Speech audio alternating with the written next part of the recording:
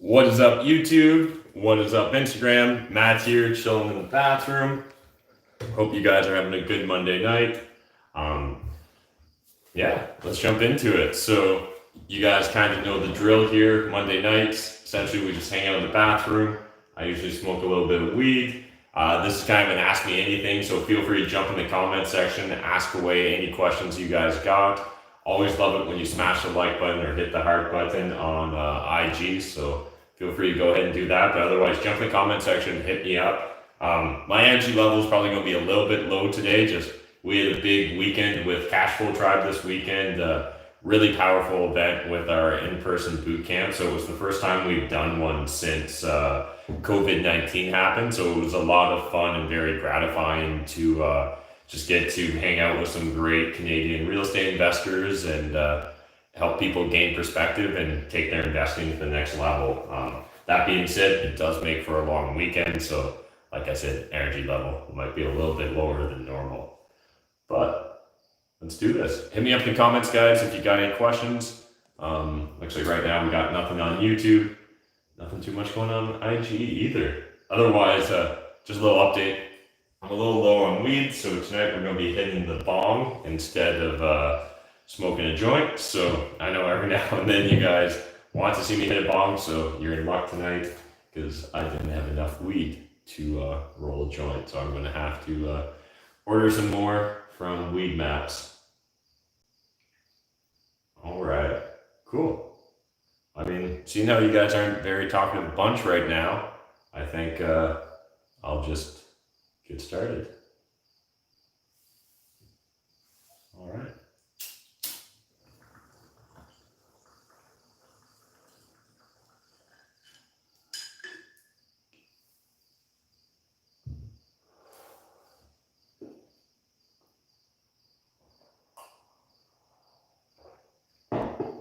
Smoking from an apple, nice. Do you have any experience with True North Mortgage? Yeah, we've crossed paths with them. I don't know if I've ever actually done a mortgage with them, but I know that we've definitely applied to finance apartment buildings with them in the past through our mortgage agent. Yeah, I forget if we ended up going with them or like usually, True North, Homestead, a bunch of those lenders are regular suspects when it comes to real estate investing in Canada, particularly for financing deals. So, no, I don't invest in any marijuana stocks. To me, when I look at I don't invest in a lot of stocks in the first place. The reason I like real estate investing is because I've got direct influence over that asset. So that's a big factor for me when considering whether to invest in something. The second reason is stocks, marijuana stocks in particular, like the multiples when I look at like the earnings versus what they're selling for, I don't really see why it's such a good investment. So I look towards kind of what the alcohol industry turned into, and certainly there's a lot of money to be made in alcohol, but at the same time, alcohol companies spend a lot of their money on marketing and advertising, and so that really cuts into their margin. And I feel like a lot of weed stocks are being priced almost more like their tech stocks, where their fixed costs are very set with kind of like a tech company where you can kind of get that exponential growth. Where to me, a weed stock, particularly if we're talking about like a company that grows and processes weed products, like that's more of an agricultural play. And agriculture in general, I don't think is commodities in general, I don't think are a great investment. And now obviously weed can have different strands and this, that, and the other, but still it feels much more like a commodity play or a pharmaceutical play than it does say or an alcohol play than it does say a tech play. So when I see it trading at like crazy multiples, it's just difficult for me to wrap my head around it. But hey, maybe I've got a limiting belief in regards to that. Has COVID affected the supply, price, or quality of weed in Canada? To the best of my knowledge, no.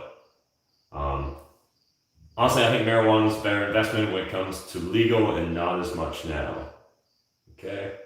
Thanks for answering the question. You've been a huge inspiration. We're looking for a triplex quad for live-in rental to get started in real estate. Awesome, man. Glad to hear it. What else is going on, guys? Love the YouTube. Thanks, man. Appreciate the love.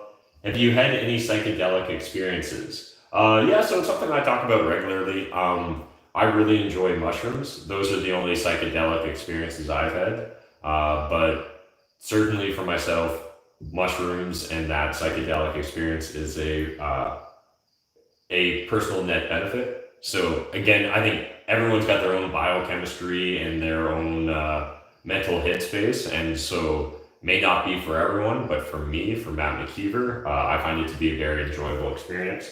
The way I personally like to approach mushrooms is, maybe once every other month right now. I'll do a couple grams, and I like to just listen to like a meditation app. I just listen to the sound of fire. Usually I'll go into like a dark place, like a physically dark place, or like blindfold myself. And I love just getting lost in my thoughts and ideas on psychedelics. So again, not necessarily for everyone. I know there's a lot of different ways to approach it as well. So some people will choose to just want to like pleasure trip and enjoy music or the visual stimulation. Others maybe want to kind of meditate or explore their mind. And maybe others just want to have that, I forget what it was called now, the ego death experience. Where you do like 5 Gs or more, like Peter has done on his YouTube channel in the past. And if you're looking to learn more about psychedelics, definitely jump over to Peter's channel. I was just going to say, if psychedelics become legal, that's a sick investment. Yeah, it's interesting to see what's going on with psychedelics, right? I think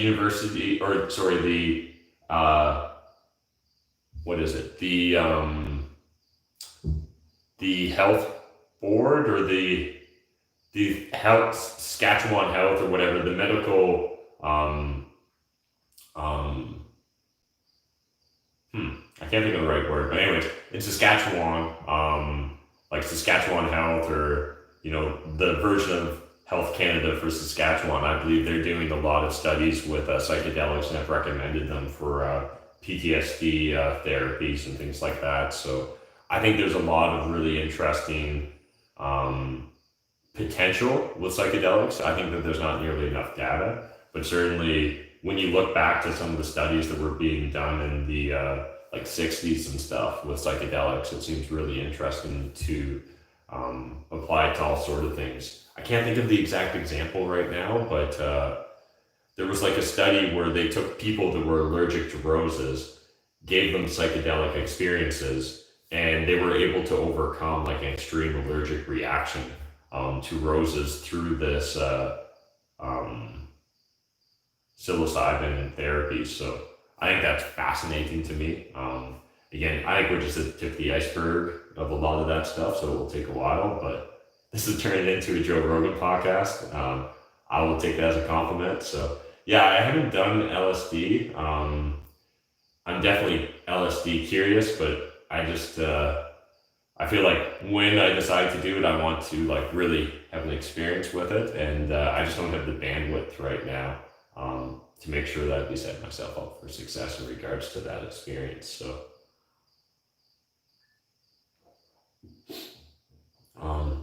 I was on voluntary leave from work the last 3 months, no pay stubs. How can I refi during these record low interest rates? So if you don't have any recent pay stubs and you're maybe not currently employed, you're likely going to want to look at refinancing with maybe a credit union or a B lender. They're more likely to be flexible and open, or you may end up having to go with a private lender.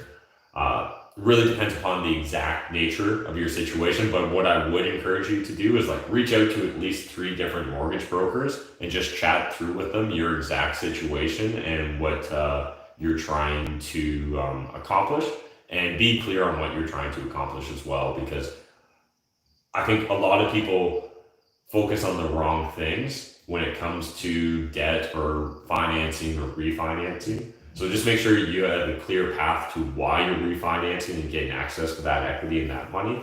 And if you do, then it may not just be about getting the lowest interest rate. It may be about getting the most amount of capital so you can go acquire more assets. Matt, you're a beauty, been watching for a year and a bit. Huge inspiration in Canada. Thanks, man. Appreciate that, Tyler. Do you ever do meetups and things like that to spread some of the real estate knowledge? I'm on my second property and really want to get into it.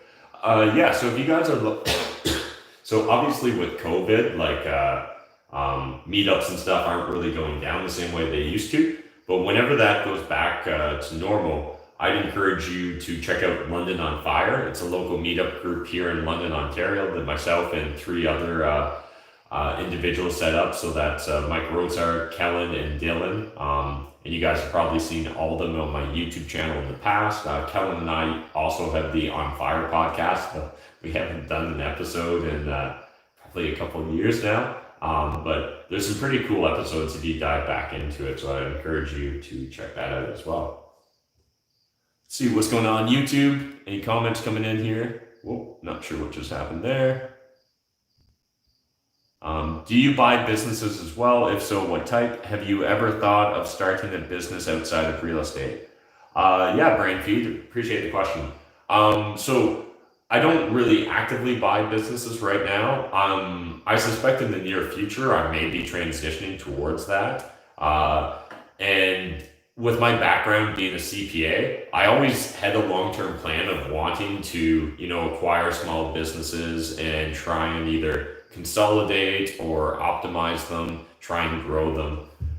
Just really fascinated by that because during my 5 years in public accounting, just working as an auditor, I loved getting to meet with small business owners, hearing how they started and grew their businesses and kind of what their future plans were. At the same time, I felt like I saw a lot of smaller businesses that had grown to a certain point and were kind of at capacity for what their CEO or their leader or founder was able to or willing to take the business to. And so again, the idea of being able to step into some of those opportunities is fascinating. So I suspect in the next 1 to 5 years, I'll be actively buying businesses. In my early 20s and stuff, I was constantly, looking at like franchises and vending machine routes and things like that. Never really got too much into those. Dabbled with a couple little things, but nothing too much. And then going further back in university, I actually had like a small store that sold clothing, skateboards, paintball, and paintball equipment, things like that. And in high school, I had a paintball field with some friends. So have dabbled with other businesses, and Cashflow Tribe, my education company, is obviously real estate adjacent, but more of an education company and community, like real estate community versus like just real estate investing. So, and I've dabbled with a little bit of private lending and likely will do so in the future as well. But yeah, I plan to aggressively move into buying businesses in the next 1 to 5 years. And I feel like that's going to be fun. You should interview Carmen Caponero. Cool. Yeah, I'll have to do a little bit of research there, Pavel, but always looking for new people to interview on the YouTube channel. Appreciate the recommendation. What else do you invest in besides real estate? So right now, a lot of my time and energy is like investing in my personal brand, Cashflow Tribe, my apartment buying business, my wholesaling business. Those are the primary focuses of all my energy and time and money. So yeah, there's not too much. I'm pretty real estate heavy right now. I suspect in the next 1 to 5 years, I might start transitioning out of that and moving towards other investments. Especially because like part of my thoughts or reasoning behind wanting to buy businesses is the baby boomers are hitting retirement age. And I suspect that there's going to be a lot of businesses coming up, and that could create some interesting opportunities. As well with COVID-19, it's going to impact a lot of small businesses, right? And right now there's a lot of government subsidies and liquidity injection, but at some point in time that's going to dry up. And if and when that does dry up, again, I think a lot of small business owners could be faced with the question of, do I really want to keep going? Do I really want to rebuild my business to what it once was? Or do I want to just like retire a little early? Because for a lot of business owners that were, say, negatively impacted by COVID-19, they're probably looking at another 2 to 5 years to grow back their business to what it once was potentially. And, if you're at retirement age, if you were thinking of retiring in the next 5 years, do you really want to have to focus on the intense growth phase of the business, or do you want to just kind of sell the business and move on and maybe retire with a smaller nest egg than what you originally were planning on? So that's one of the reasons I'm drawn to it, and why I think in the next 1 to 5 years I'm really going to want to pursue it is just based upon that timing. All right, kind of caught up on the YouTube questions. I'm looking for a room in Sarnia and I'm broke. Help brother out. Not sure specifically what you're asking me for, but I encourage you to consider like rent hacking. So that's where you're going to rent out a larger unit and then sublet some of the bedrooms, or you could look at rent hacking with Airbnb, and that can be an interesting thing as well. I'm looking for a room in Sarnia and I'm broke. Oh, that's the same question. How much money should I invest in a rehab, and where? So I think you're kind of approaching that, you're approaching real estate backwards. When you approach real estate, you should really be approaching it as focusing first on your why, then developing a SMART goal to accomplish the why, and then developing individual short-term sprints or milestones in order to achieve the overall larger SMART goal. And then, sorry, I skipped a step. Why, SMART goals, and then your SMART goals are going to dictate the business model, and the business model is going to dictate the strategy. And then once you've got a business model and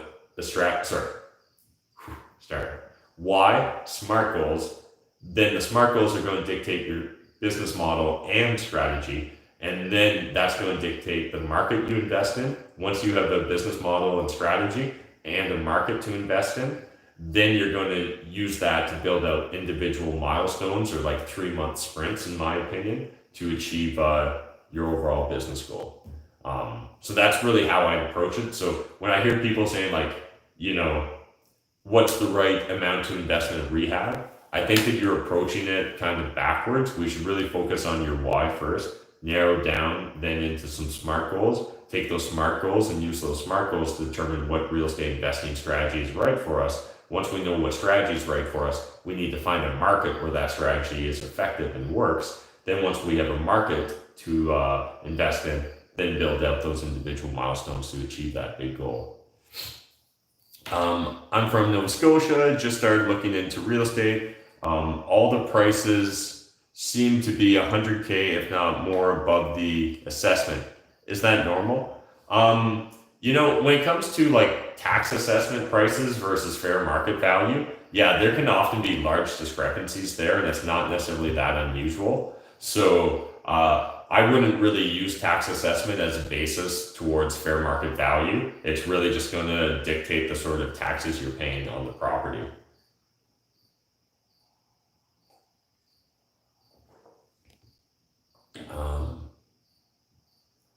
Love to see more on cottage Airbnb rentals for sure. We'll look at doing more of that in the future. What kind of businesses are you looking into investing? In theory, I'd be open to anything, but at the same time, I think over the next 1 to 5 years, I'll really refine that thesis into something more specific. I suspect that I'll be looking for businesses located in Southwestern Ontario, or like the GTA, so Ontario-based businesses. And then I'll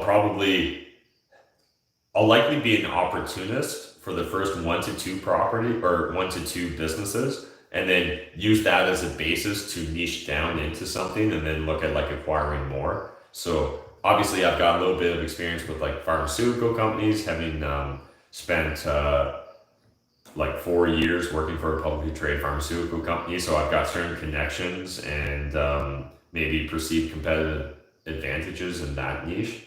but I don't know if I love that business and business model overall. Um, though over-the-counter pharmaceuticals can be interesting.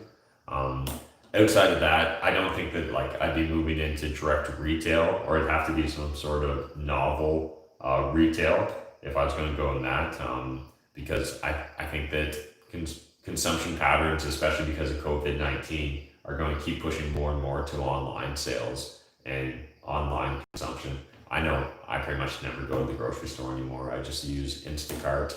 Um, so yeah, so like it could be small things like small machine shops or contracting businesses, maybe industries that are adjacent to real estate. Because again, I have a perception that I might have a bit of a competitive advantage there. I think there could be a lot of like trade companies that are come up for sale, right? Like people that have built up like a 5 to 10 employee HVAC or plumbing or electrical business, and there could be interesting opportunities to acquire a few of those and put in some more defined systems and processes to just make it more effective and efficient. Um, and then yeah, we'll just kind of take it day by day. And again, use those first couple businesses I acquire to dictate what niche to double down on. Any suggestions?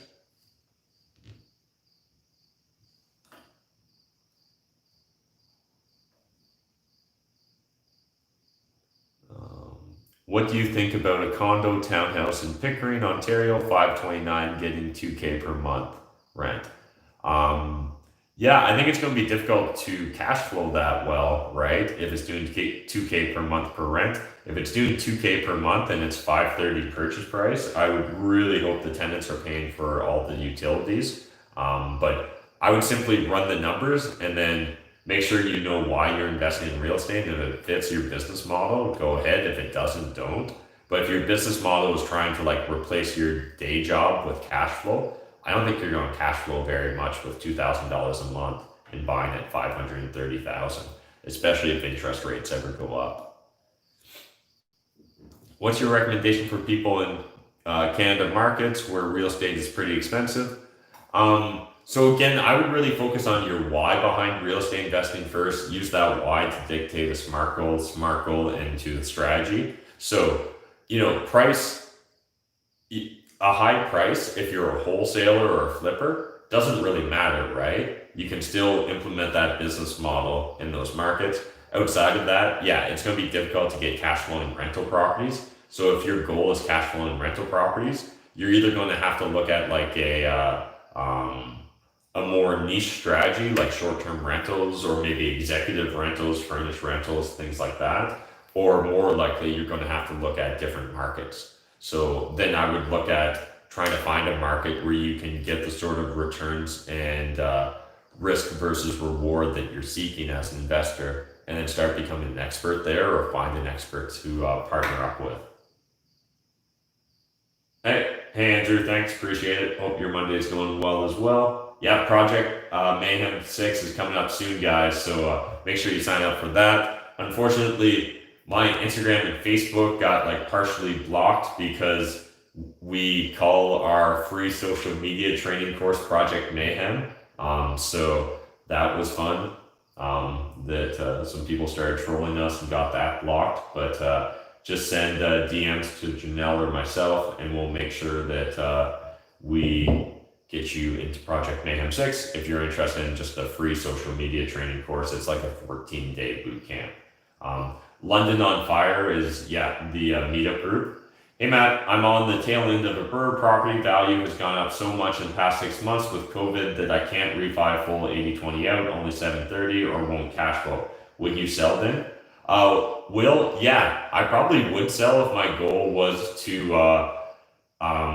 grow a large portfolio of cash flowing rental properties, because in theory, we should always look at all the real estate we own as being for sale. Like we should always be open to the concept of selling a property. So from my apartment buying business, me and my partners get together every 3 months, and we kind of quickly just do a back of the envelope calculation to determine at what price we'd be willing to sell our property.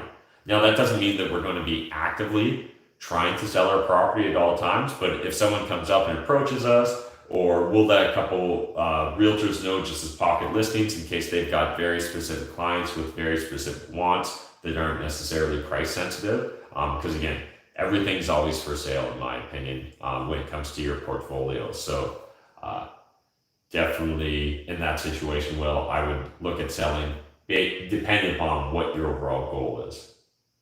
How do you feel about the progression of short-term rentals? Prices have exploded for short-term cottages recently. Yeah, I think that in Canada, I've got a little pet theory right now that in Canada, we're going to see a lot more domestic tourism over the next few years. And because of that domestic tourism, I think short-term rentals will do very well. So yeah, I'm very pro short-term rentals in the near future here in Canada, especially if you've got just kind of a nice little vacation rental place. So I can see the Muskokas, beachfront property, Niagara Falls area, just really anything that's kind of a local tour, like a Canadian tourist draw, becoming very popular. Same with, depending upon how things roll out with COVID and borders and stuff. If say Canada stays isolated or say North America stays isolated, again, I think we could see a lot of inter-North American domestic travel. And either way, I think it bodes well for Canadian short-term rentals overall. Hey Matt, you think it's a good idea to invest in Tesla stock? I can tell you what my gut reaction is to that question, but in general, I would just look at what your overall goals are with investing and whether that stock's going to accomplish it. Now, I think that the fundamentals do not support the current pricing of Tesla stock. However, with the stock split and such, could I envision a world where the stock continues to increase in value? Yes, I could envision it, but that doesn't mean that I think that that's a wise investment. So obviously you got to do your own due diligence and make your own investment decisions. But for me, I'm not buying any Tesla stock right now. For the first house mortgage, do you advise me to go to a bank or credit union since I want to start a real estate business? You can do either. I would actually just go to both and see which is going to be a better fit for you. What else is going on here in YouTube? Do you think buying a house with basement at about $3,800 rent is worth it in Toronto for the cost price around $750? Property taxes $5,000. Interest rate would be 3%.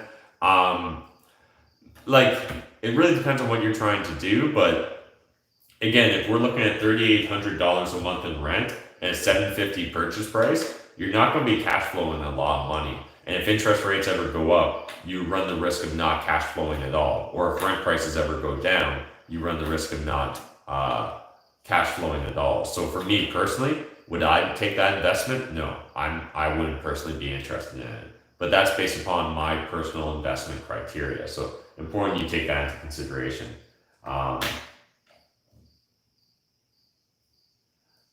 Pretty close to London, here in Detroit. Hey from the neighborhood. Hey, what's up? Awesome. Appreciate you joining us from Detroit.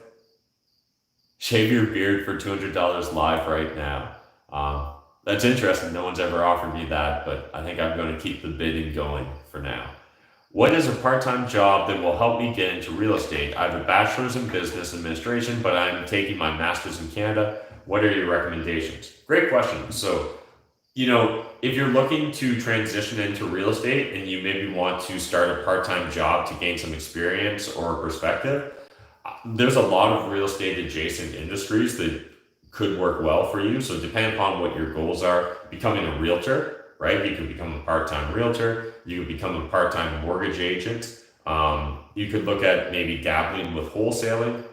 Beyond that, you could work for a business that does whatever investment strategy you want, right? So maybe you want to become a flipper down the road. Well, you could look at working for a flipper. Either you could work in the office, maybe doing bookkeeping or administration tasks, or on the flip side, maybe you could swing a hammer if you're disposed, or if you're predisposed to want to do that. So again, really just depends upon your current personal inventory of skills and abilities, as well as what you're kind of engaged by. But there's a lot of opportunities out there, and I would encourage you to find a way to learn and get paid at the same time. One of the best approaches to life. Hey Matt, no real question. Just want to make sure you're all good. I feel like we never ask how you're doing. Hey, appreciate that. Yeah, I'm doing great. A little bit worn out from the weekend because it was a big weekend with the Cashflow Tribe boot camp, but definitely feeling good. And thank you for asking. Thanks for answering. Doubling down this year. Awesome. Should I wait to buy a house? So I can certainly understand the desire to want to know whether you should or shouldn't buy. The one thing that we need to understand though is, in general, from a real estate perspective, especially if you're in this for the long haul, it's not timing the market, it's time in the market that really matters. So, will real estate prices go up and down in the future? Almost without a doubt. But it's really just the individuals that take action that are eventually going to win, right? I've seen a lot of investors sitting on the sidelines since 2010 expecting a Canadian real estate correction. Now, will there be a correction? Again, at some point in time, I suspect the prices will stagnate or decrease because that's what they've always done in the past. But again, eventually they'll go up as well. And just based upon basic monetary policy of our governments, right, their inflationary practices almost dictates that we're going to see continuous inflation in pricing. So because of that, as well as Canada being a very desirable country and having a lot of applications for immigrants and just really seeing that population growth, again, overall in general, I think the Canadian real estate market's well positioned, but that doesn't mean that it's well priced today in this moment or that it couldn't go down tomorrow. But if you were to fast forward 10, 20 years from now, I suspect the Canadian real estate will be worth more than it is today. What type of financing would you recommend for someone who doesn't make a lot of money and wants to do their first burr? If you don't have a very high T1 income, I would really encourage you to start building relationships with private lenders. That's going to be really important for you as a real estate investor. So just understand that there's almost always a way to finance a deal. Maybe you're going to have to take on JV partners or private money lenders. Maybe you're going to have to work with credit unions instead of the A banks. But just keep asking questions, keep seeking information. It's going to be very specific though to you and the deal. So it's hard to give you a specific answer on a hypothetical. Just got my real estate license in Oregon, going to use RedX for cold calling. Awesome. That's great to hear, Bo. Yeah, it's difficult, guys. If you're looking to invest in like a Etobicoke, Mississauga, Brampton, cash flow is very hard to come by. So if you're not investing for cash flow, but you're looking at owning a property and you're not flipping it or wholesaling it, then you're really just counting on the greater fool theory. And the greater fool theory is just hoping that someone will pay you more money than what you paid for it. Now, could you win implementing that strategy? Absolutely, you could win. But is it a robust business model? I don't think so, because you really only have one exit strategy, where with cash flowing rental properties, you often have more exit strategies. One, you can just hold it forever if it's cash flowing. Two, you can sell it. You can like house hack, rent hack it. Like there's a lot of different pivots there where I feel like with non-cash flowing assets, there's way less pivots available to you as the investor. I have a lot of respect for you broadcasting from your bathtub. Awesome, love it. Yeah, Project Mayhem is really just about social media and the value behind social media and how you as an investor can use social media as an effective tool. And it's just a free 14-day course. I've paid about 1.1 million for a house and have about 700,000 paid off, and it's worth 1.4. So how much equity should I be able to pull out? If you've got no issues with your total debt service ratio, you should be able to pull out about 75 to 80% of the 1.4 million, and then you also have to pay off your outstanding debt. Do you think the real estate market is going to drop or correct? Oh, actually, I guess we kind of covered that already. What type of financing would you recommend? Oh, we already did that. What are the best areas in London to own a rental property? So it definitely depends upon what your strategy is and what you're trying to accomplish.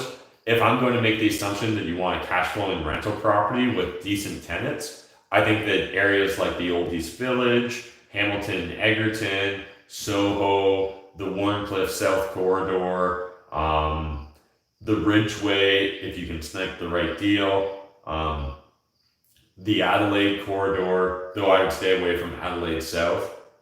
I think all those areas can be great potential for cash flowing rental properties with good tenants. So I would definitely encourage you to look there. Otherwise, in general, East London, I think, has a lot of opportunities. Do I have any thoughts on the Calgary market? I don't overall. The only thing I'll say about Alberta in general is that understand that that's much more a boom bust market. So it's just going to be higher volatility due to the price of resources and the fact that the employment market is much more boom bust there than any other part of Canada. So you just need to know that and understand. So I would encourage anyone that's investing in Calgary, if you're flipping, make sure you're doing flips on like fast turnaround times. And if you're doing buy and hold, make sure you can cash flow even when the market isn't on fire. See 46 people watching on YouTube, 21 on Instagram. That's amazing, guys. Really appreciate it. For the 46 of you watching on YouTube, if you could smash the like button, it would be much appreciated because right now there's only 16 of you that have smashed the like button.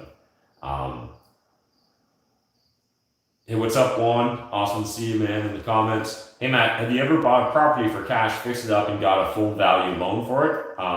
Absolutely, yeah. We used to regularly do that, where I had one JV partner who had an $800,000 home equity line of credit, and we would use that to go buy properties in cash, and then shortly after refinance it once we stabilized the asset, brought it up to its highest best use.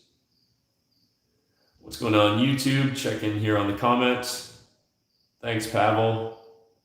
What is the average stake of a sponsor in a private fund? Shabazz, there's really no average stake in a private deal. It's going to be so subjective to the individuals involved. Now, if we want to talk about the most generic business models real estate investors often use, there's the active money partner model, and the active money partner is simply there's an active partner that finds the deal, manages the deal, puts together the business model, and a money partner who qualifies for the mortgage and brings the down payment and the renovation funds. The most typical model you'll likely see in Canada is they split ownership 50-50 and they split cash flow 50-50. That would be the most typical model you would see.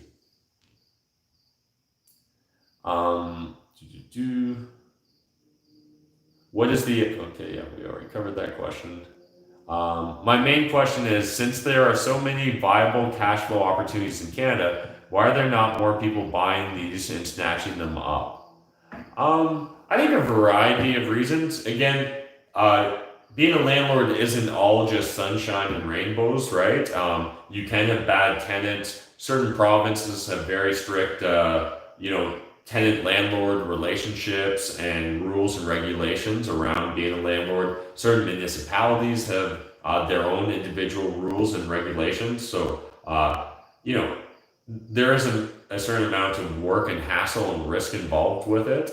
And I think there's also just a lack of financial literacy in general in Canada. And so due to those two factors, that's why you don't see a ton of people just flooding into real estate investing. And then obviously there's certain barriers to entry as well. Most Canadians, again, due to that lack of financial literacy, they're really trained just to think of the big five banks.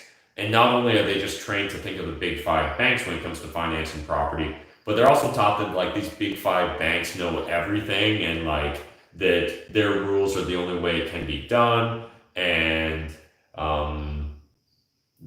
just like because the fact that the big banks are so regimented and regulated, there's really no leeway or creativity. So then Canadians never learn to really get creative with their finances, and they're really trained just to,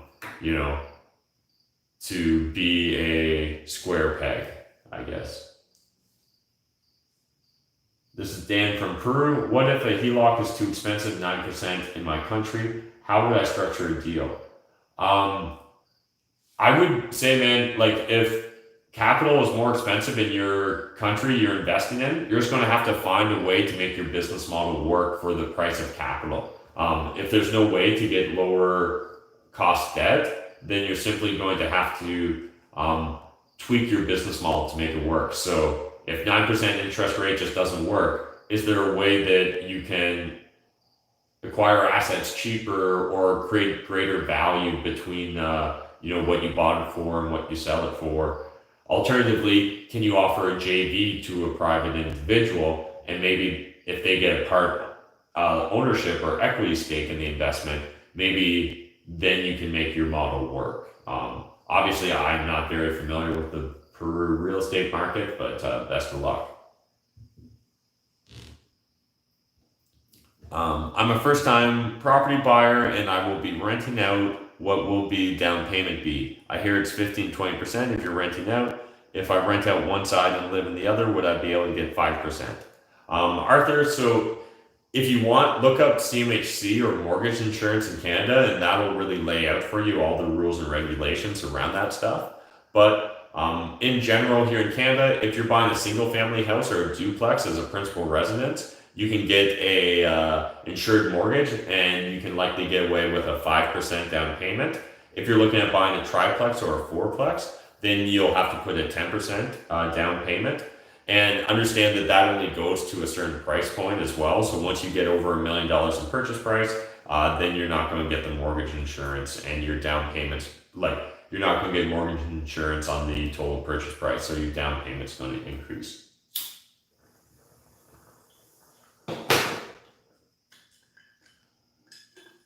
All right. When private lending, do you typically charge both an interest rate and lender fee, or just one? So as a private lender, you can really dictate whatever you want. I would say most private lenders are going to charge an interest rate and a lender fee. But it's just however you want to structure your business, really. Choose your own adventure. If I had 100K, what sort of property would I invest in? So if I had $100,000 in cash, the first thing I would do is really focus on what I'm trying to accomplish. If I'm looking to live that lean fire lifestyle and I just want to retire as fast as possible and I've got $100,000 and nothing else, I probably look at buying, here in my market of London, Ontario, like a triplex or fourplex, live in it, rent out the others, live for free, and in a perfect world, maybe take on a roommate. And with that, I could probably cover all my personal living costs. And then all I need to do is save up for one or two more rental properties. I probably have my financial fortress of solitude. But maybe you don't want to live a lean fire lifestyle. Maybe you want to build a massive amount of wealth and live a very high consumption lifestyle. In that case, you're going to have to build out a completely different plan. So it's hard to just give a generalized answer because it's very subjective to your individual goals. What do you think of built to rent duplex versus fourplex? So if I could buy two duplexes or a fourplex, which would I rather?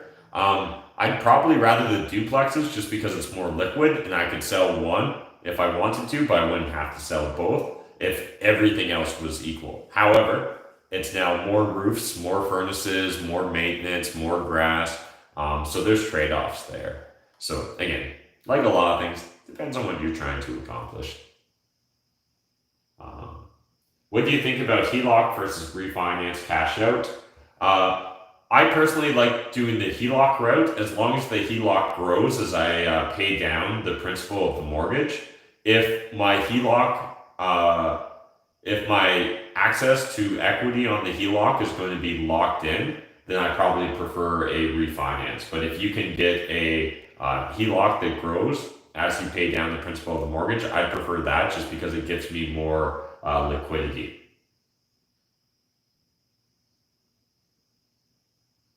Should I jump on the YouTube feed instead? You can live stream me wherever you like. What else is going on here on YouTube? Hey Matt, thanks again. I've got 3 properties currently working on Burr with my third. What kind of strategic renovations could I do to increase the equity for my refinance? It's really going to depend upon your market, but in general, what I like doing is, updating the kitchen. That usually can go a long way. Changing out the floors, repainting is the fastest renovation you can do to increase the look and feel of the unit. Beyond that, I like adding like dishwasher, maybe get like gently used stainless steel appliances. Adding laundry can also help you command a much higher monthly rent. Depending upon the exact lending criteria in your market, you may find that lenders don't factor in whether a rental unit is inclusive or plus utilities. So if they don't take that into consideration, you're often going to be better off charging an inclusive rent if you're literally trying to juice the maximum appraisal amount and refinance amount. If the appraiser and lender doesn't take into consideration whether you're doing an inclusive or plus utilities rent. And beyond that, if you can find a way to add bedrooms or add living space to a rental unit, that should obviously increase the value of it as well. And potentially even small things like putting in, paid parking spaces or things like that might help you maximize your returns.